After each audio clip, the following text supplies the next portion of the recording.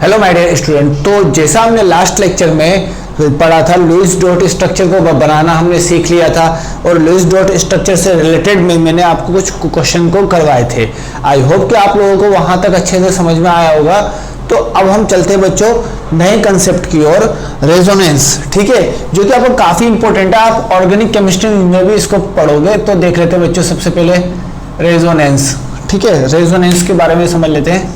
यहाँ पर रेजोनेटिक स्ट्रक्चर मतलब रेजोनेंस, रेजोनेंस के बारे में समझ लेते हैं।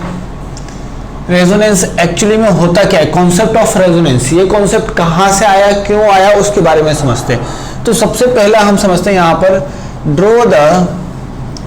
Draw the Lewis dot structure, Lewis dot structure of, draw the Lewis dot structure of CO3 आपको सबसे पहले लुईस डॉट स्ट्रक्चर आपको ड्रॉ करना है किसका, CO3 का। तो CO3 का लुईस डॉट स्ट्रक्चर आप किस तरीके से ड्रॉ करोगे। सबसे पहले आपको क्या निकालना है, टोटल वैलेंस इलेक्ट्रॉन। सबसे पहले आप लोगों को यहाँ पर क्या निकालना है बच्चों, टोटल वैलेंस इलेक्ट्रॉन। तो टोटल वैलेंस इलेक्ट्रॉन हम किस तरीके से निकालेंगे बच्चों, यहाँ पर समझ लेते हैं। तो देखते हैं बच्चों, टोटल वैलेंस इलेक्ट्रॉन देखो, CO3 में अगर मैं टोटल वैलेंस इलेक्ट्रॉन निकालना चाहूँ तो कार्बन का 4 होता है वैलेंस इलेक्ट्रॉन बच्चों, ठीक है। 1 ऑक्सीजन का आपका कितना होता है बच्चों, यहाँ पर ऑक्सीजन का आपका होता है 6, ऑक्सीजन का आपका 6 वैलेंस इलेक्ट्रॉन मल्टीप्लाई बाय 3, और 2 आपके क्या है बच्चों, आपको फिर से मैं यहाँ पर बता रहा हूँ इनकमिंग इलेक्ट्रॉन, 2 आपके इनकमिंग है तो यहाँ पर +2 कर दो। टोटल कितना आ गया, 18 + 4 कितना आ गया बच्चों, 18 + 4 22, 22 + 2 24 इलेक्ट्रॉन्स, ठीक है। नाउ अब मैं यहाँ पर कैलकुलेट करूंगा total electron required to attain a noble gas configuration. How can I define it, मतलब यहाँ पर कितना आएगा, 8 × 1 8 × 2 टोटल इक्वल टू कितना हो जाएगा बच्चों, ये आपका यहाँ पर देखो टोटल वैलेंस इलेक्ट्रॉन यहाँ पर 8 × 3 टोटल कितना हो गया, 32 इलेक्ट्रॉन्स, ठीक है। अब हम क्या निकालेंगे, टोटल बॉन्ड इलेक्ट्रॉन्स। कैसे निकालेंगे बच्चों, टोटल बॉन्ड इलेक्ट्रॉन निकालने का तरीका क्या है बच्चों, हमारा TERN - TVE। अब देखो TERN आपका 32 - 24 इक्वल टू आपका कितना हो गया, 8 इलेक्ट्रॉन्स। 8 इलेक्ट्रॉन्स का मतलब क्या है, 4 कोवेलेंट बॉन्ड। 8 इलेक्ट्रॉन्स का मतलब क्या है, 4 कोवेलेंट बॉन्ड। अब मतलब यहाँ पर आपके 4 कोवेलेंट बॉन्ड बन रहे हैं। अब यहाँ पर मैं आपको एक और कंसेप्ट बताता हूँ। देखो टोटल बॉन्ड इलेक्ट्रॉन निकाल लिया। अब यहाँ पर total lone pair electron, loan pair electron कितना होता है बच्चों, total valence electron minus total bond electron. अब देखो टोटल वैलेंस इलेक्ट्रॉन 24 और 8 इलेक्ट्रॉन ये, तो यहाँ पर आपके रिमेनिंग कितने बचेंगे बच्चों, 16 इलेक्ट्रॉन्स। और 16 इलेक्ट्रॉन्स का मतलब कितने लोन पेयर बच्चों, एक लोन पेयर में 2 इलेक्ट्रॉन, तो 16 लोन पेयर में 16 इलेक्ट्रॉन आपके 8 लोन पेयर्स में, ठीक है। इस तरीके से बनाएंगे। नाउ अब हम इसका स्ट्रक्चर ड्रॉ करते हैं। According to this values we have to draw following structure. देखो 4 बॉन्ड बना रहे हैं, जो टर्मिनल एटम आपका कार्बन होगा जिसकी इलेक्ट्रोनेगेटिविटी कम होगी, ये मैंने बना दिया, ठीक है बच्चों। आई होप सो कि आपको अब यहाँ तक समझ में आ गया होगा, ठीक है। तो अब मैं आपको बताता हूँ, यहाँ पर सबसे पहले लोन पेयर को अरेंज करना होता है। लोन पेयर को हम कहाँ अरेंज करते हैं बच्चों, लोन पेयर को हम हमेशा कहाँ अरेंज करते हैं बच्चों, देख सकते हो आप लोग। लोन पेयर को हम अरेंज करते हैं बच्चों यहाँ पर सबसे पहले टर्मिनल एटम पे। तो टर्मिनल एटम हमारा कौन सा है देख लेते हैं। ये हमारे टर्मिनल एटम है। तो यहाँ पर देख सकते हो बच्चों, यहाँ पर ऑक्सीजन के 2 इलेक्ट्रॉन पार्टिसिपेट कर गए तो बचे कितने, 4 इलेक्ट्रॉन। वैलेंशियल में 6 इलेक्ट्रॉन, 2 पार्टिसिपेट कर गए तो बचे कितने, 4 इलेक्ट्रॉन। 4 इलेक्ट्रॉन मैंने लगा दिए। यहाँ पर ऑक्सीजन का 1 इलेक्ट्रॉन और आपके कितने इलेक्ट्रॉन यहाँ पर ऑक्सीजन का 1 इलेक्ट्रॉन पार्टिसिपेट हुआ, तो इसके पास बचे कितने, 5 इलेक्ट्रॉन। अब मैंने यहाँ पर 5 इलेक्ट्रॉन। अब ये ओड इलेक्ट्रॉनिक कॉन्फ़िगरेशन है। Odd electronic configuration can be removed by following methods. कौन कौन से 2 वेज होते हैं बच्चों, एक तो एक्सटर्नल चार्ज के थ्रू या तो कोऑर्डिनेट बॉन्ड के थ्रू। यहाँ पर आप देख सकते हो कि यहाँ पर एक्सटर्नल चार्ज प्रेजेंट है, मतलब incoming electrons.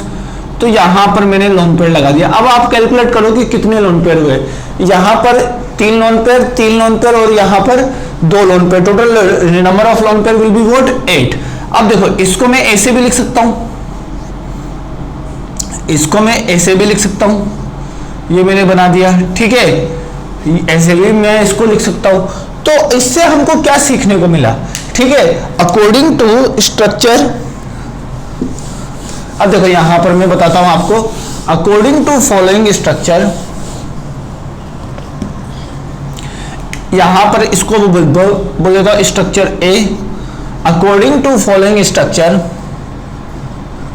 According to following structure, according to following structure, structure we can say that, we can say that, हम क्या बोल सकते हैं इस स्ट्रक्चर के थ्रू, हम क्या बोल सकते हैं, according to following structure we can say that this is a bond x, this is a bond y और this is a bond z. Assume that कि this is a bond x, this is a bond y and this is a bond z. तो इस following structure के through हम क्या देख सकते हैं कि x bond will be double bond, x bond will be double bond, x bond आपका क्या होगा, डबल बॉन्ड होगा, डबल बॉन्ड होगा, x बॉन्ड आपका क्या होगा बच्चों, डबल बॉन्ड होगा. y bond will be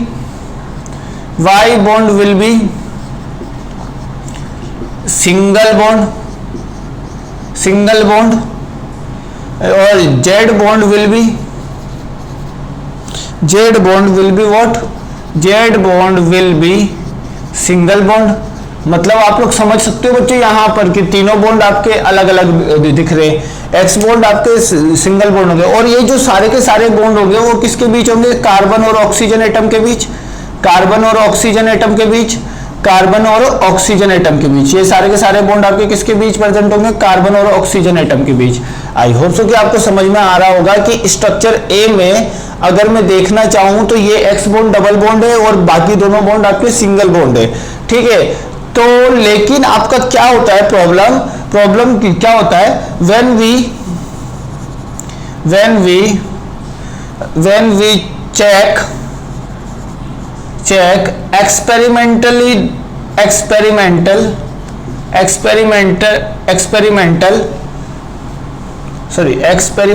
data, when we check experimental data, experimentally data, when we check experimentally data, जब हम experimentally data को चेक करेंगे तो आपका क्या होगा कि all bonds are, experimental में हमको क्या निकला, all bonds are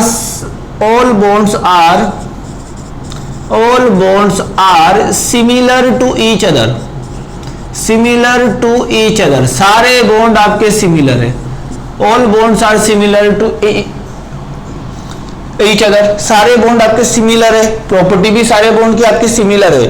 तो इस तरीके से हमको एक्सपेरिमेंटली डेटाज में पता पड़ा कि सारे बॉन्ड आपके सिमिलर है. मतलब ये भी आपका सिमिलर है, मतलब कि क्या बोल सकते हैं, यहां पर पता पड़ा कि bond length of x equal to bond length of y equal to bond length of z, या फिर बोल सकते हैं bond strength of x equal to bond strength of y equal to bond strength of z. लेकिन इस concept से मुझको क्या पता पड़ रहा है कि x तो आपका डबल बॉन्ड है. देखो हमेशा डबल बॉन्ड आपका छोटा होगा, सिंगल बॉन्ड आपका बड़ा होगा. तो हम क्या बोल सकते हैं कि y और z, इस ये जो डेटा हमारे सामने आया इसके साथ, तो क्या होगा y और z both are similar bond and both bond are single bond. लेकिन आपका x क्या है, सिंगल बॉन्ड नहीं है, डबल बॉन्ड है, तो x की साइज छोटी होगी. अगर मैं बॉन्ड लेंथ का बताऊं और मैं बॉन्ड स्ट्रेंथ का पता लगाऊं यहां पर ऑर्डर, तो मेरे पास क्या आया है बच्चों, बॉन्ड स्ट्रेंथ आपका होगा x का ज्यादा होगा और y और z का सिमिलर होगा, क्योंकि दोनों की प्रॉपर्टी सिमिलर है. इन दोनों की प्रॉपर्टी सिमिलर है और इसकी डिफर कर रही है. तो जब मैंने एक्सपेरिमेंटली डेटा के हिसाब से चेक किया तो बॉन्ड लेंथ आपका तीनों का सिमिलर हुआ और बॉन्ड स्ट्रेंथ भी आपका तीनों का सिमिलर हुआ. Then how this is possible. तो यहां पर हम क्या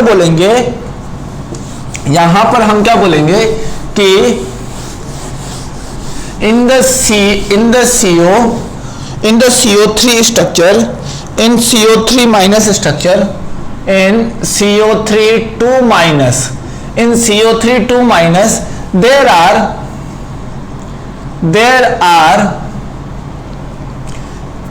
3 Lewis dot structure possible, and all are identical, and all are identical to each other, identical to each other, ठीक है, सारे के सारे एक दूसरे से आइडेंटिकल होते हैं। तो कैसे, देखो अब देखो यहां पर आइडेंटिकल वाला कंसेप्ट कहां से आया, समझना बात को। यहां पर अगर मैं बात करूं यहां पर कि ये CO माइनस, बात क्लियर है।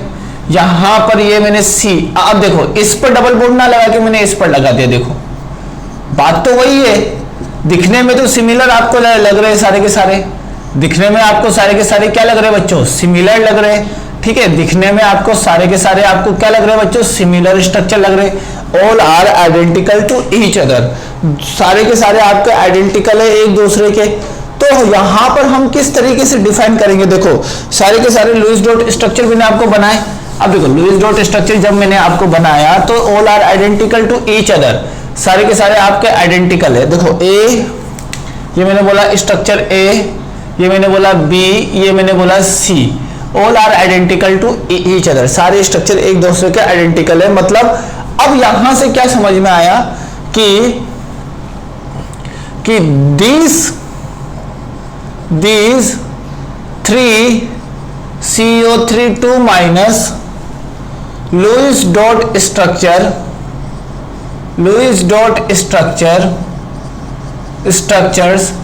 are called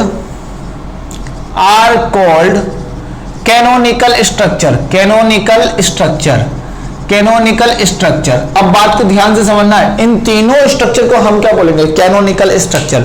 मतलब कैनोनिकल स्ट्रक्चर क्या होता है बच्चों, जो जितनी आपके लुईस डॉट स्ट्रक्चर की पॉसिबिलिटी होगी उतना बना दो, वो सारे के सारे आपके क्या होंगे, कैनोनिकल स्ट्रक्चर। तो यहाँ पर 3 लुईस डॉट स्ट्रक्चर की पॉसिबिलिटी थी, या तो मैं इस ऑक्सीजन एटम को बस मैंने चेंज किया है, ठीक है, यहाँ पर पहले मैंने ऐसा बनाया, अगर मैंने ऐसा बना दिया तो क्या दिक्कत है, ऐसा बना दिया तो क्या दिक्कत है, ठीक है।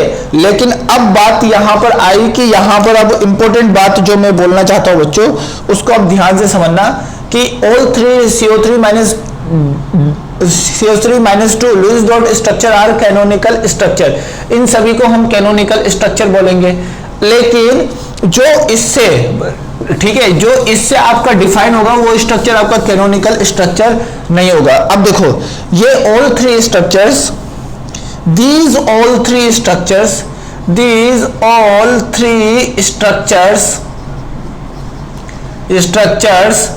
are called imaginary structures। ये सारे के सारे आपके इमेजिनरी स्ट्रक्चर है, इमेजिनरी स्ट्रक्चर्स, ये सारे के सारे आपके इमेजिनरी स्ट्रक्चर होंगे। एंड द रियल स्ट्रक्चर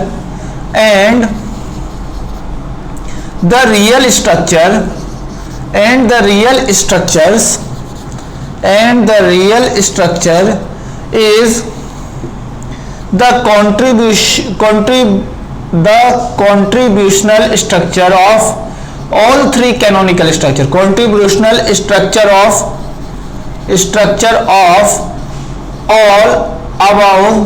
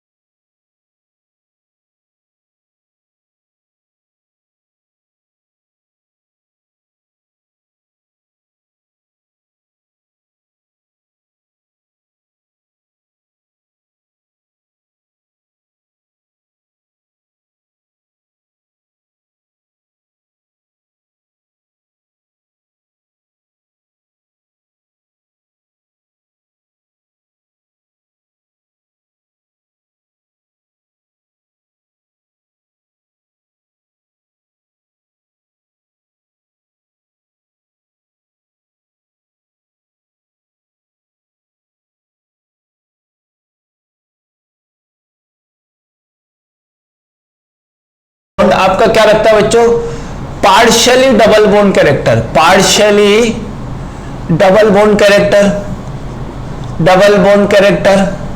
ठीक है, डबल बोन कैरेक्टर, ठीक है। वाई बोन भी आपका क्या रखता है, पार्शियली डबल बोन कैरेक्टर।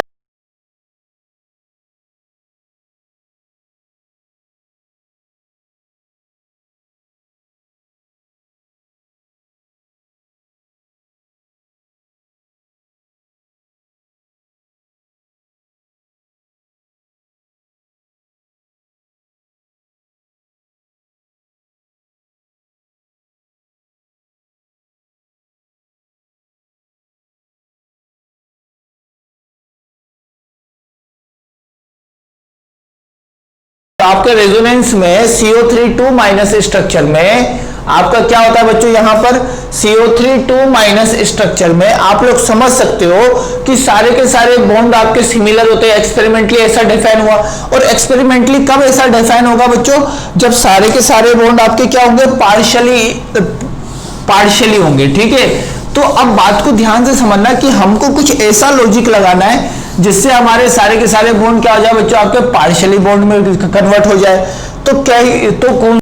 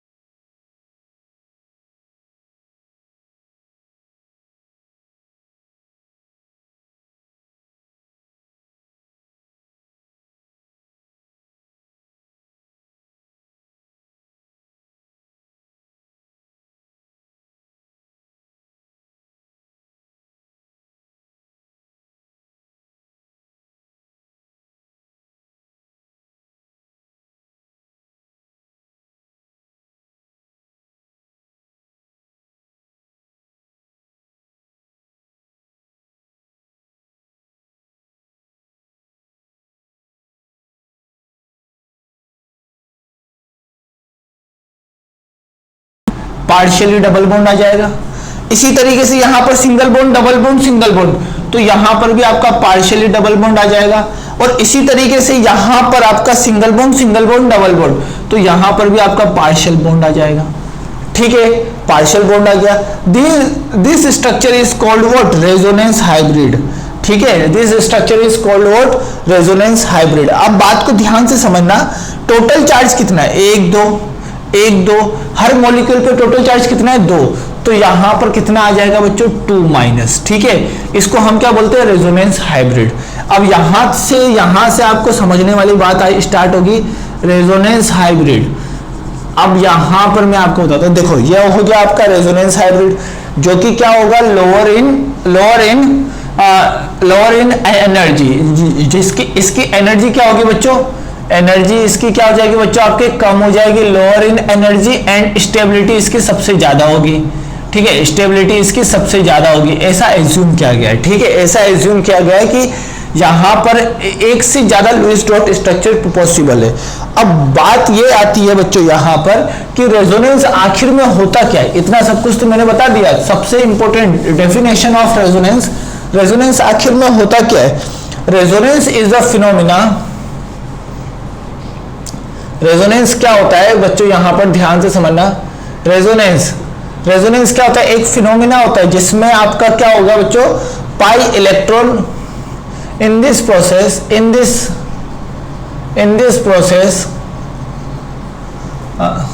नहीं, रेजोनेंस इज अ, हाँ सिंपल लिखते हैं बच्चों, resonance is a pi delocalization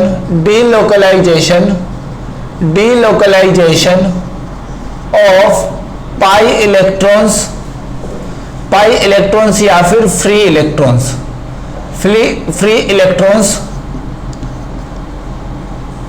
ठीक है, आपका पाई इलेक्ट्रॉन या फिर फ्री इलेक्ट्रॉन्स का मतलब आपका क्या हो जाएगा बच्चों, फ्री इलेक्ट्रॉन्स का मतलब आपका हो जाएगा, इसके अंदर लोन पेयर आ जाएगा, माइनस चार्ज आ जाएगा, पॉजिटिव चार्ज आ जाएगा। ठीक है, ये सारे के सारे आपके क्या होते हैं, रेजोनेंस। ठीक है, रेजोनेंस में आपका क्या होता है, डीलोकलाइजेशन होता है। अब देखो कैसे होता है समझना। अब देखो ये आपका माइनस चार्ज, अब क्या होगा बच्चों, इसी स्ट्रक्चर में मैं आपको बताता हूं, अगर आपका ये वाला स्ट्रक्चर ये इधर जाएगा तो ये बॉन्ड आपका टूट के यहां जाएगा, देखो डीलोकलाइज हुआ, कौन सा, फ्री इलेक्ट्रॉन आपका डीलोकलाइज हुआ। फ्री इलेक्ट्रॉन जब ये बॉन्ड यहां जाएगा तो यहां पर डबल बॉन्ड बना देगा, अब ये बॉन्ड ऊपर खुलेगा तो यहां पर सिंपली O-, इस तरीके से होगा। ठीक है, देखो दूसरा स्ट्रक्चर आ गया है। अब थर्ड स्ट्रक्चर कैसे आएगा कि अब थर्ड स्ट्रक्चर में मैं इस फ्री इलेक्ट्रॉन को डीलोकलाइज कराऊंगा इस तरफ और ये इस तरफ। ठीक है, ये सारा का सारा जो स्ट्रक्चर होता है बच्चों, ये आपका इमेजिनरी होता है, सारा का सारा स्ट्रक्चर आपका क्या होता है बच्चों, इमेजिनरी स्ट्रक्चर। ठीक है, अब इन तीनों से जो इसको बोलेंगे कैनोनिकल स्ट्रक्चर 1, इसको बोला कैनोनिकल स्ट्रक्चर 2, इसको बोला कैनोनिकल स्ट्रक्चर 3। तो देखो फ्री इलेक्ट्रॉन का डीलोकलाइजेशन कराया तो हमको इस तरीके से तीन स्ट्रक्चर अपने आप ही मिल गए, ठीक है। तो इसी सबको हम क्या बोलेंगे, कैनोनिकल स्ट्रक्चर या फिर रेजोनेटिक स्ट्रक्चर, ठीक है। रेजोनेटिक स्ट्रक्चर भी हम लोग कई बार पढ़ते हैं बुकों में, तो इसको हम बोलते हैं रेजोनेटिक स्ट्रक्चर। नाउ अब हम समझते बच्चों इसमें कि अगर मैंने इन तीनों से जो इन तीनों की कंट्रीब्यूशन से जो स्ट्रक्चर निकाला था वो आपका रेजोनेंस हाइब्रिड होता है, ठीक है। इन तीनों के जो कंट्रीब्यूशन से जो हम निकालेंगे वो क्या होंगे, रेजोनेटिक हाइब्रिड। तो आपका रेजोनेंस हाइब्रिड स्ट्रक्चर क्या होगा, resonance hybrid structure is most stable structure, ठीक है, stable structure which is formed by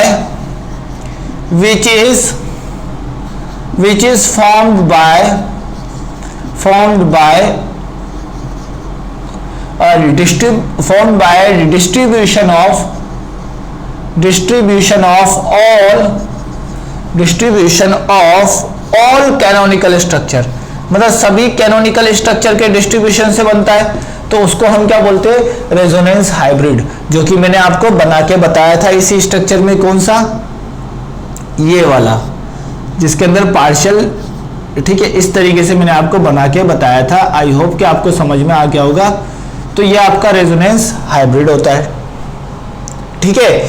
अब रेजोनेंस हाइब्रिड में एक और टर्म आता है बच्चों आपका रेजोनेंस एनर्जी, एक और टर्म आएगा बच्चों यहां पर रेजोनेंस एनर्जी। तो रेजोनेंस एनर्जी आपका होता क्या है, पहले बस डेफिनेशन समझो, नेक्स्ट लेक्चर में मैं इसको और भी डिटेल में समझाऊंगा। डेफिनेशन समझो, रेजोनेंस एनर्जी आपका होता क्या है, रेजोनेंस एनर्जी, ठीक है। अभी स्टार्ट हम थोड़ा स्लो कर रहे हैं अभी, क्योंकि अब इसके बाद जो टॉपिक आएगा वो आपको फटफट समझ में आने लग जाएगा। रेजोनेंस एनर्जी आपका होता क्या है, देखो मैं यहां पर एनर्जी का ऑर्डर बना लूं, ठीक है। यहां पर मैंने 3 कैनोनिकल स्ट्रक्चर लिए, देखो एक ऐसा लिया, एक ऐसा लिया, एक ये लिया, ठीक है, CS1, CS2, CS3, ठीक है, और एक मैंने यहां पर रेजोनेंस हाइब्रिड मतलब RH। अब क्या होगा कि मोस्ट स्टेबल कैनोनिकल स्ट्रक्चर से most stable canonical structure according to energy, आपका मोस्ट स्टेबल कैनोनिकल स्ट्रक्चर कौन सा होगा, according to energy most stable canonical structure आपका कौन सा होगा, ये वाला होगा। ये वाला जब आपका मोस्ट स्टेबल कैनोनिकल स्ट्रक्चर होगा तो मोस्ट स्टेबल कैनोनिकल स्ट्रक्चर से रेजोनेंस एनर्जी को फॉर्म करने के लिए, जो रेजोनेंस हाइब्रिड तक फॉर्म करने के लिए क्या होगा बच्चों, रेजोनेंस हाइब्रिड तक आने में जितनी एनर्जी आपकी बाहर निकलेगी, जितनी एनर्जी आपकी बाहर निकलेगी मतलब एक्सोथर्मिक होगा, तो आपका क्या होगा यहां पर energy delta H equal to delta H equal to negative sign में होगा। मतलब अगर मोस्ट स्टेबल कैनोनिकल स्ट्रक्चर से अगर मैं रेजोनेंस हाइब्रिड तक आता हूं तो आपकी एनर्जी रिलीज होती है, ठीक है, और जो कि आपके एक्सोथर्मिक होती है, और this energy is called what, this energy is called resonance energy, this energy is called what, resonance energy, ठीक है। तो हम क्या बोल सकते हैं, resonance energy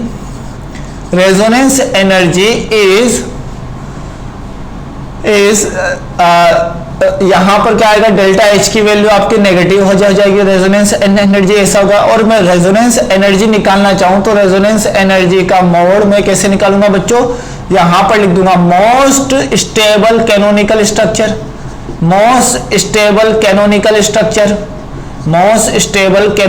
structure minus resonance hybrid या फिर रेजोनेंस हाइब्रिड, यहां पर मैंने मोड लिया है तो आप समझ सकते हो, रेजोनेंस हाइब्रिड मोड लिया है, ठीक है। तो आप समझ सकते हो बच्चों कि मोस्ट स्टेबल कैनोनिकल स्ट्रक्चर से रेजोनेंस हाइब्रिड तक आने में जितनी एनर्जी रिलीज होगी that is called what, resonance energy, and this type of energy is walled, delta H की वैल्यू क्या होगी, नेगेटिव होगी। अब मुझे पता कैसे पड़ा कि ये सबसे ज्यादा स्टेबल है, देखो वो कैनोनिकल स्ट्रक्चर आपको सबसे ज्यादा स्टेबल होता है जिसकी एनर्जी सबसे कम होती है, मतलब एनर्जी कम मतलब स्टेबिलिटी बढ़ेगी।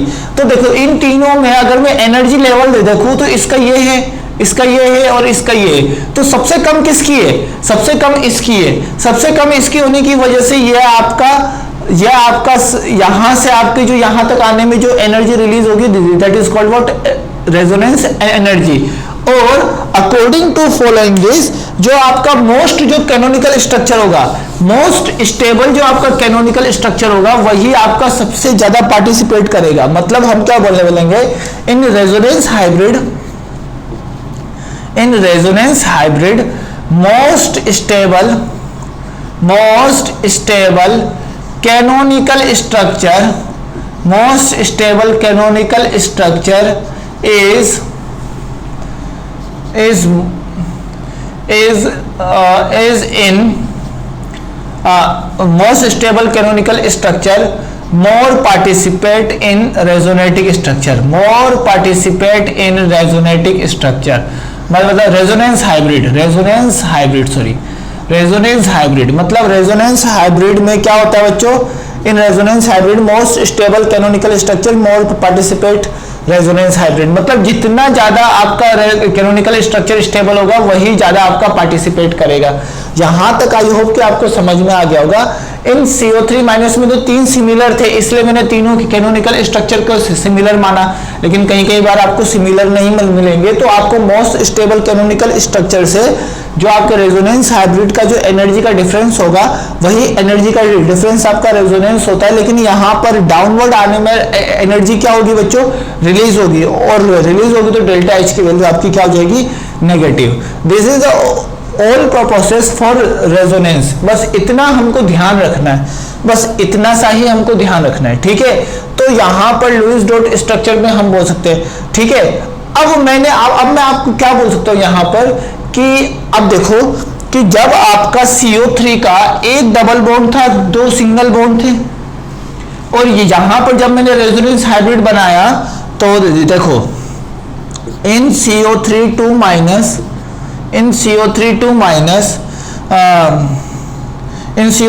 Minus by Lewis dot structure, यहां पर बाय लुईस डॉट स्ट्रक्चर, ठीक है, बाय लुईस डॉट स्ट्रक्चर, और यहां पर मैं लिखता हूं एक्सपेरिमेंटल डाटा, ठीक है। अब देखो लुईस डॉट स्ट्रक्चर के थ्रू मुझे क्या आया था, bond length equal to X का बॉन्ड लेंथ आपका कम होता है, वाई और जेड का इक्वल होता है, और एक्स का बॉन्ड स्ट्रेंथ बोलो या बॉन्ड एनर्जी बोलो, बात सही है।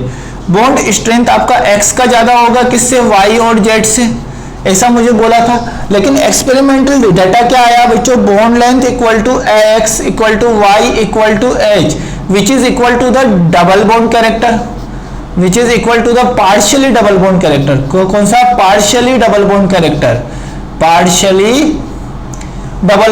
बात को ध्यान से समझना, डबल बॉन्ड कैरेक्टर नहीं बोला, पार्शियली डबल बॉन्ड कैरेक्टर बोला। And bond strength also what, equivalent. अब यहां पर इसके पास आपका डबल बॉन्ड कैरेक्टर था, आप पहले वाले स्ट्रक्चर में पेज टर्न करके देख सकते हो, डबल बॉन्ड कैरेक्टर था इन दोनों में आपका, इसमें आपका डबल बॉन्ड कैरेक्टर था और इन दोनों में आपका सिंगल बॉन्ड कैरेक्टर था, क्योंकि आपका CO के बीच आपका सिंगल बॉन्ड बनता था, तो इसीलिए हम क्या बोलेंगे, सिंगल बॉन्ड कैरेक्टर था। और यहां पर आपका डबल बॉन्ड कैरेक्टर था क्योंकि C और O के बीच आपका डबल बॉन्ड बनता था। तो अगर एक्सपेरिमेंटल डेटा आपका ये बोल रहा है, लुईस के हिसाब से ये बोल रहा है, तो यहां पर लुईस डॉट स्ट्रक्चर का रूल क्या हो जाता है बच्चों, गलत हो जाता है। लुईस डॉट स्ट्रक्चर इसको समझा नहीं पाया, तो इसीलिए हमको इसको समझाने के लिए कौन सा, रेजोनेंस के टर्म को यूज करना पड़ा। आई होप सो कि आपको समझ में आ गया होगा, जो कि काफी इजी है। तो इस तरीके से हम यहाँ पर लुईस डॉट स्ट्रक्चर का टर्म यहाँ पर हमारा गलत हो गया, यहाँ पर एक्सपेरिमेंटल डेटा के हिसाब से लुईस डॉट स्ट्रक्चर हमारा गलत हो गया। यहाँ तक आई होप कि आपको अच्छे से समझ में आ गया होगा। नाउ अब हम देखते बच्चों यहाँ पर जो सबसे सिंपल कि अब देखो और अदर मॉलिक्यूल का हम किस तरीके से बनाएंगे, देखो यहां पर समझना। अब मैं रेजोनेंस हाइब्रिड किस तरीके से बनाता हूं और रेजोनेंस मॉलिक्यूल किस तरीके से बनाता हूं। अब देखो, draw the structure, draw the resonating structure, draw the resonance structure and resonance hybrid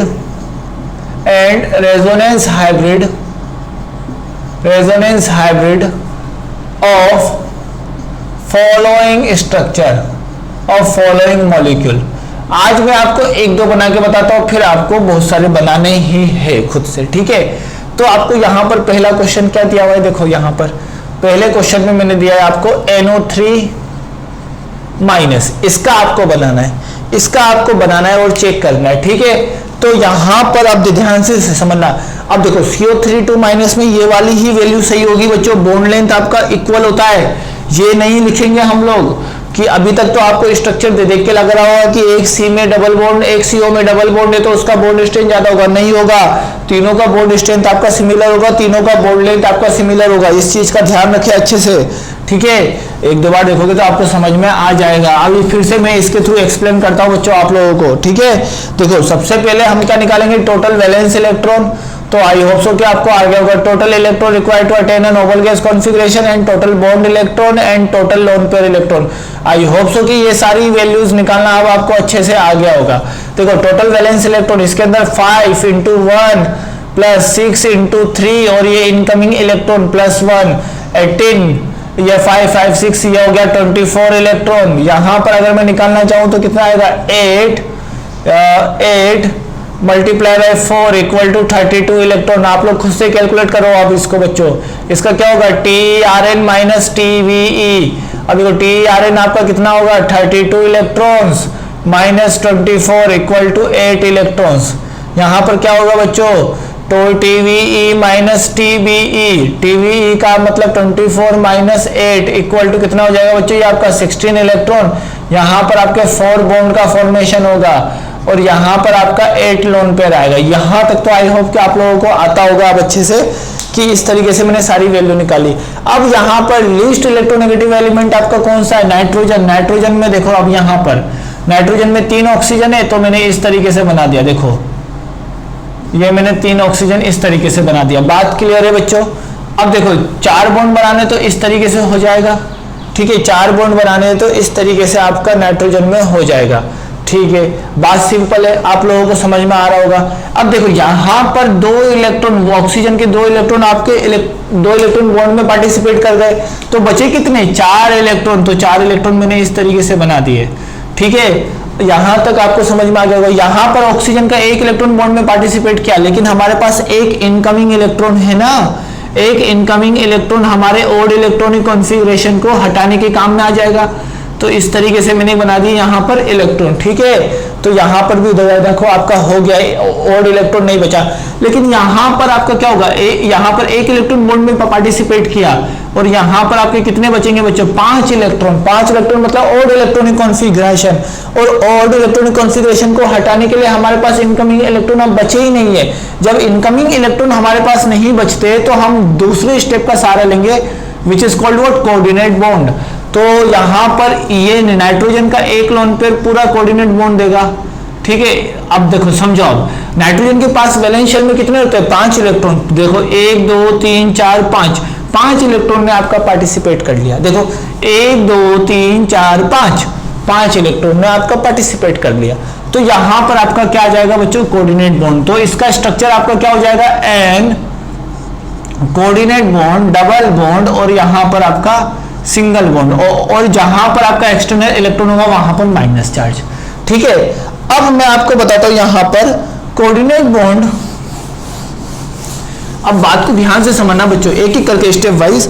coordinate bond को हम किससे रिप्लेस कर देंगे, कोऑर्डिनेट बॉन्ड को हम देखो यहां पर कोऑर्डिनेट बॉन्ड जब आपका इस तरीके से होगा ए और बी, तो कोऑर्डिनेट बॉन्ड को हम थोड़ी देर के लिए इससे रिप्लेस कर देते। ए ने लोन पेयर दिया इसलिए इसके ऊपर प्लस चार्ज, बी ने लोन पेयर एक्सेप्ट किया इसलिए इसके ऊपर माइनस चार्ज। तो अगर मैं इस स्ट्रक्चर को देखूं तो यहां पर आपका इस तरीके से बन जाएगा O माइनस। अब इस कोऑर्डिनेट बॉन्ड को रिप्लेस करता हूं, देखो कोऑर्डिनेट बॉन्ड को इसके ऊपर माइनस लगा दिया, इसके ऊपर प्लस लगा दिया। अब यहां पर एक तो ऐसा लुईस डॉट स्ट्रक्चर बना, अगला क्या होगा, इन दोनों के ऊपर बन जाए। अगला क्या होगा बच्चों आपका, इन दोनों के ऊपर बन जाए, ठीक है। इसके ऊपर माइनस चार्ज, इसके ऊपर माइनस चार्ज, इसके ऊपर डबल बॉन्ड, इसके ऊपर माइनस चार्ज और ये प्लस चार्ज। अगला क्या होगा बच्चों, अगला आपका क्या होगा, दे देखो इसके ऊपर बन गया, अगला आपका दे देखो इन दोनों के ऊपर भी बन गया, इन दोनों के ऊपर भी आपका एक बन गया, ठीक है, इन दोनों के ऊपर भी बन गया, एक इन दोनों के पास बन जाए तो यहां पर oxygen double bond NO minus plus. इस तरीके से भी हम बना सकते हैं लुईस डॉट स्ट्रक्चर, ठीक है। लुईस डॉट स्ट्रक्चर की जितनी पॉसिबिलिटी हम बनाएंगे, ठीक है। अब यहां पर ये हो गया कैनोनिकल स्ट्रक्चर 1, यहां पर ये हो गया कैनोनिकल स्ट्रक्चर 2, यहां पर ये हो गया कैनोनिकल स्ट्रक्चर 3, ठीक है। यहां तक तो आपको समझ में आ गया होगा। अब हम देखते हैं कि बच्चों अगर मैं इस स्ट्रक्चर में दे देखूं, जो आपका लुईस डॉट स्ट्रक्चर है उसमें दे देखूं तो दो बॉन्ड तो आपके सिंगल बॉन्ड होंगे, तीसरा बॉन्ड आपका डबल बॉन्ड होगा, लेकिन ऐसा नहीं है। एक्सपेरिमेंटल डेटा में आपका कुछ और आया। अब मैं अगर इसका रेजोनेंस हाइब्रिड बनाना चाहूंगा तो कैसे बनेगा बच्चों, रेजोनेंस हाइब्रिड कैसे बनेगा, देखो यहां पर आपका डीलोकलाइज हुआ है।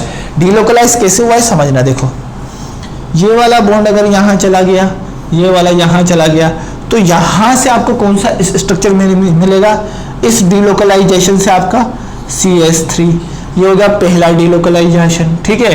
पहला डीलोकलाइजेशन से आपको कौन सा कैनोनिकल मिल गया, CS3।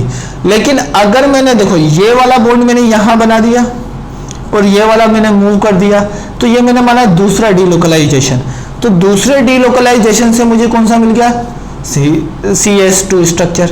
तो मतलब यहां पर कंप्लीटली क्या हुआ, डीलोकलाइजेशन ऑफ पाई इलेक्ट्रॉन या फिर फ्री इलेक्ट्रॉन या फिर पाई इलेक्ट्रॉन का डीलोकलाइजेशन हुआ। अब यहां तक तो आप आई होप कि आपको समझ में आ गया होगा कि सब कुछ क्या हो रहा है, डीलोकलाइजेशन हो रहा है, ठीक है। अब मैंने आपको क्या बताया था, VBT is a localized electron model, VBT is a localized electron model, but यहां पर क्या आ रहा है, डीलोकलाइज्ड इलेक्ट्रॉन मॉडल। तो VBT का रूल भी यहां पर फेल हुआ। VBT का पहला स्टेटमेंट मैंने आपको लिखाया था, VBT is a localized electron model, but VBT is not a localized electron model. यहां पर आपका कौन सा एक्सेप्शन आ गया, डीलोकलाइजेशन का आ गया। डीलोकलाइजेशन मतलब मूवमेंट करना, चार्ज मूवमेंट कर रहा है, लेकिन VBT के हिसाब से चार्ज मूवमेंट नहीं करता, इलेक्ट्रॉन मूवमेंट नहीं करता। तो यहां पर VBT का एक डिमेरिट ये भी है, ध्यान से समझना। According to VBT model all electron are localized on atom, मतलब एक ही एटम पे रह रहते हैं, वो मूवमेंट नहीं करते। बट इन रेजोनेंस क्या होता है बेटा, electron will be localized, electron will be delocalized, electron आपका डीलोकलाइज होगा। इसका मतलब VBT थ्योरी यहां पर गलत होती है बच्चों। क्यों, क्योंकि एक्सपेरिमेंटल डेटा आपका इस तरीके से आया कि VBT थ्योरी को हटाना ही पड़ेगा, VBT थ्योरी को किसी ना किसी रूल को ब्रेक करना पड़ेगा। तो अब देखो, अब मैं अगर इसका रेजोनेंस हाइब्रिड बनाना चाहूं तो रेजोनेंस हाइब्रिड कैसे बनाऊंगा, समझना। यहां पर रेजोनेंस हाइब्रिड में कैसे बनाऊंगा, देखो रेजोनेंस हाइब्रिड बनाने का सिंपल तरीका है बच्चों। एक मैंने लिया N एटम, ठीक है, 3 ऑक्सीजन एटम मैंने इस तरीके से जमा दिए, ठीक है। अब समझना बच्चों, यहां पर मैंने डबल बॉन्ड, अब देखो यहां पर हर जगह डबल बॉन्ड आ रहा है, यहां पर डबल बॉन्ड है, यहां पर सिंगल बॉन्ड है, यहां पर सिंगल बॉन्ड है, यहां पर डबल बॉन्ड है, यहां पर सिंगल बॉन्ड है, यहां पर सिंगल बॉन्ड है।